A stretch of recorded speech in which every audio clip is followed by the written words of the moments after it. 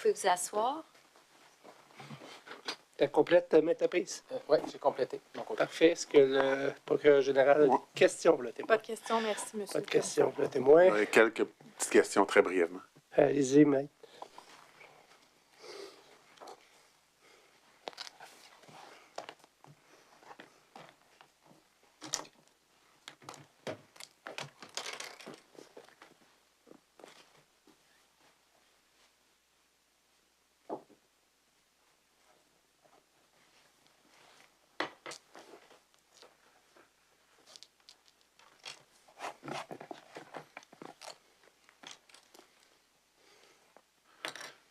Très brièvement, Mme Brial, je comprends votre témoignage et celui d'autres membres de l'équipe que seulement Daniel Pelletier ou M. Sauvageau ont des interactions avec à la fois, soit le CAPRA ou le PDG. Oui. Je comprends également que vous avez dit c'est un travail d'équipe, Mme Lalonde l'a dit, que M. Pelletier, M. Sauvageau sont tenus dans, si vous me permettez l'expression, dans la loupe de vos travaux. Ils sont informés d'évolution, puis il y a des suivis, parce que j'imagine que vous les rencontrez à une certaine périodicité pour dire comment ça va, parce que c'est votre gros dossier. Est-ce que je me trompe? Oui. Ben, en fait, ça a changé un peu avec M. Sauvageau, considérant que maintenant, j'ai un chef de service, alors qu'avant, j'en avais pas. Donc, je référais directement avec Daniel Pelletier. Mais peut-être également qu'on avait plus de communication avec M. Pelletier qu'on en a avec M. Sauvageau également.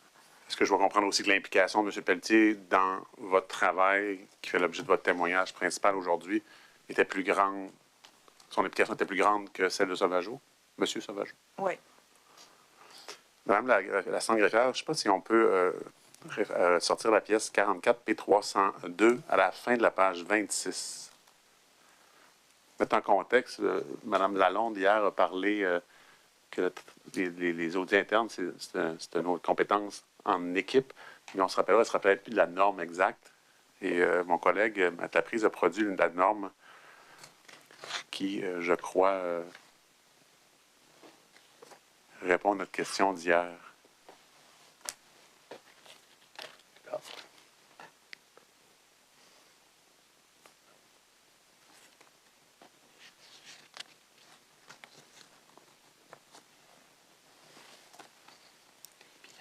26, s'il vous plaît.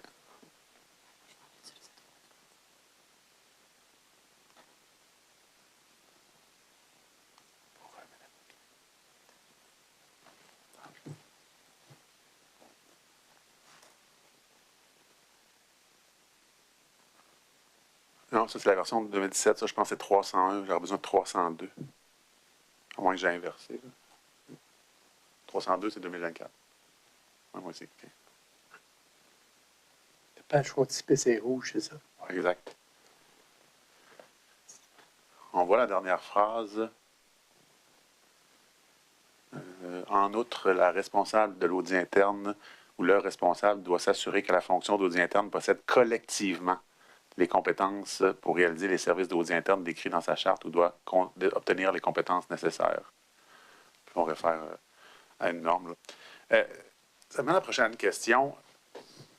La version de votre projet de rapport du 18 février 2025, est-ce que c'est la première version?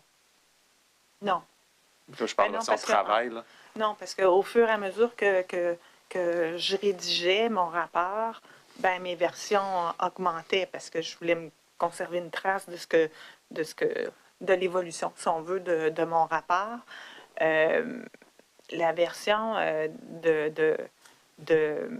qui a été remise à la DGCC, on est rendu à la version 33. Est-ce que parmi ces 32 modifications-là, si on est arrivé à 33, est-ce qu'il y a des modifications qui font suite à des discussions, des échanges, des commentaires et autres choses de cette nature-là de la part de M. Sauvageau et ou de votre chef de division? Oui, les deux. Et lorsque la version du 18 février 2025, j'ai compris de votre témoignage ce matin, c'était la version qui a été transférée à la DGCC avec l'accord de M. Sauvageau et ou de votre supérieur immédiat? C'est lui qui l'a envoyé. C'est lui qui l'a envoyé. Je reviens à la rencontre de M. Ducharme. Quand vous lui dites que ça ne va pas, je ne veux pas rephraser ce que vous avez dit, mais sensiblement, il demande est-ce qu'aujourd'hui ça va mieux? La réponse est non. Est-ce que vous avez eu des questionnements ou un retour de sa part, que ce soit directement ou indirectement, en lien avec cette affirmation que vous avez faite? Jamais. Ce que je dois comprendre de votre témoignage aussi, c'est que la prochaine CAPROS, à moins d'un CAPRA extraordinaire, c'est le 11 septembre, donc le rapport exécutif serait soumis vraisemblablement ou vers le 11 septembre, à moins d'un CAPRA extraordinaire, Oui, soit c'est ma compréhension. grosso modo plus ou moins 7 mois après la communication de votre rapport. Ils doivent également joindre le rapport au long pour si le lecteur désire avoir plus de détails. Quelle version du rapport?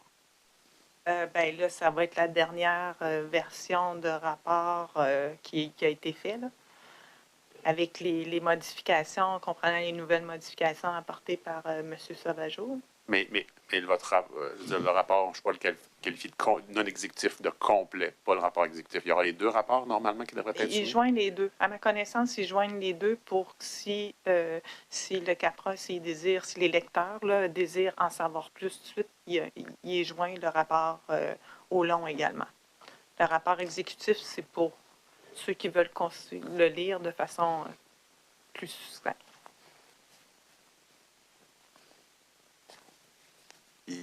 Moi, je pense que vous avez répondu ce matin, mais juste pour être certain, la dernière fois que vous avez entendu parler de ce dossier-là, du rapport, que ce soit exécutif ou non, c'était vers la fin mai.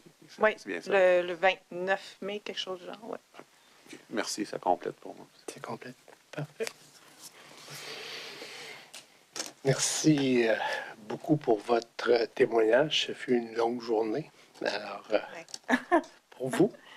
Alors, je vous remercie. Je suis toujours rendu, effectivement, à mes futures recommandations. Alors, je ne sais pas si vous avez eu le temps de réfléchir. Vous êtes toujours à l'emploi. Ouais. Donc, vous êtes dans la même division, mais qui a changé de nom. C'est plus la DIVIEP, là. Également, vous venez de me dire qu'on a une étape. Là. Maintenant, vous avez un chef de service. Oui. Et vous avez dit également que vous étiez de l'équipe de M. Pelletier. Donc, à son départ à la retraite, vous étiez 3. Je comprends que vous, il y a M. Lapierre, mais il y a qui également qui demeure de l'ancienne équipe? Manon. Mon Dieu, je m'excuse, Manon, je ne me rappelle pas de ton nom de famille.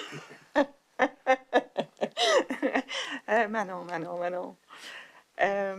J'oublie son nom de famille. Là.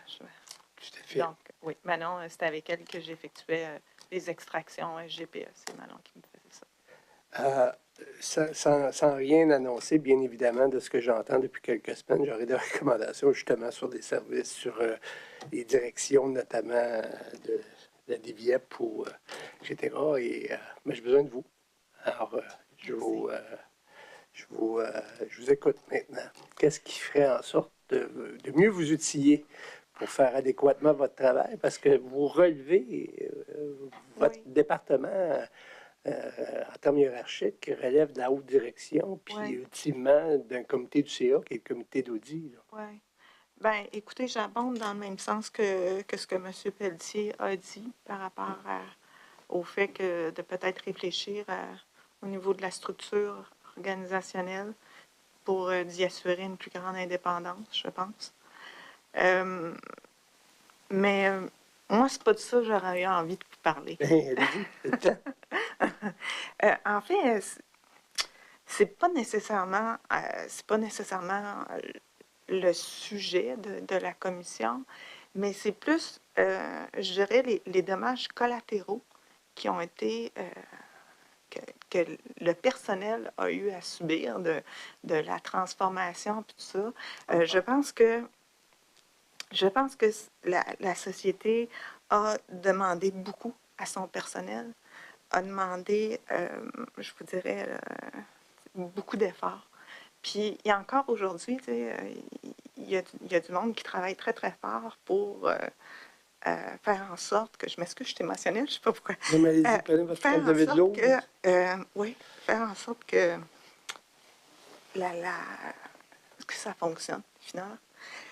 Je vais juste prendre quelques minutes, là. Oui, puis je vais juste vous rappeler que c'est Manon Fortin. Ah, c'est ça. Manon va être contente. Je m'excuse, Manon. OK. Ce que je voulais vous dire, c'est que il faudra pas, je vais vous lire plus que ce que je voulais dire. Oui, Donc, oui. Monsieur le commissaire, j'aimerais juste souligner l'aspect humain derrière cette transformation numérique. Il serait important de ne pas les oublier, de ne pas l'oublier dans l'analyse que vous devez en faire. Je parle ici du travail acharné de tous les acteurs de l'ombre. Je m'excuse, mon Dieu, je ne sais pas pourquoi. Ceux qui ont mis leur cœur à l'ouvrage pour que cette transformation existe et fonctionne. Ceux qui ont travaillé d'arrache-pied à ce projet et qui tentent... Oh, je m'excuse. Je m'excuse.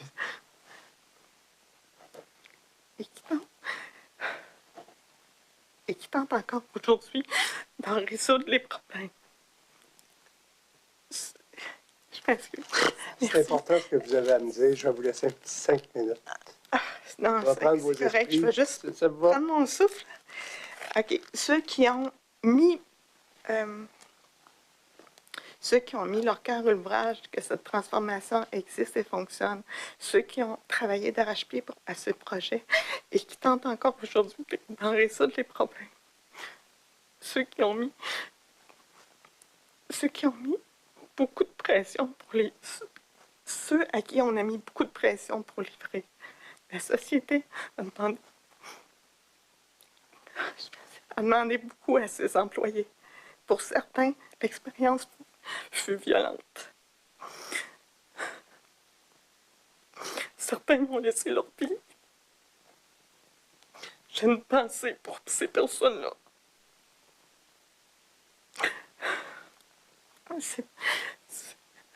C'est pas vrai que tous les gens de notre organisation sont des incompétents ou des menteurs. Je crois pas que tout le monde ait été silencieux. Mais peut-être on a voulu qu'il le soit. Il fallait trouver une voie de passage. On se faisait dire et marteler que tous les voyants étaient ouverts et que rien n'avait été laissé au hasard. Que ce message devait être fort auprès des équipes. Cette culture, si je peux m'exprimer ainsi, c'est néfaste. Qui peut en être fier de cette transformation quand on est rendu à une enquête publique? L'effet que créent tous ces problèmes sur le moral des employés affecte notre sentiment d'appartenance à l'organisation. Je me demande, monsieur le commissaire, si nous serions ici, si l'on nous avait écoutés à la déviette, et si les voyants étaient si verts que ça. Voilà. Merci à vous. Merci. Je m'excuse. Aucun problème. Aucun problème. Je vais vous laisser vaquer à vos occupations puis aller vous reposer. Merci beaucoup. Alors, les audiences sont suspendues jusqu'à demain matin, 9h30. Conclu, comme vous avez dit, mentionné plus tôt, on va entendre M. Denis Marcellet pour conclure nos travaux pour la pause estivale. Donc, 9h30 demain matin. Jeudi, sur l'heure du lunch, il y a un conseil spécial d'arrondissement, je crois.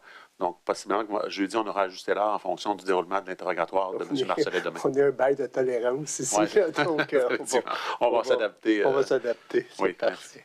Merci, je suis revenue là. Vous êtes revenu? Merci de m'avoir entendu. Le plaisir a été pour moi. Merci, madame. Au revoir. Donc, ajournement à demain, 9h30.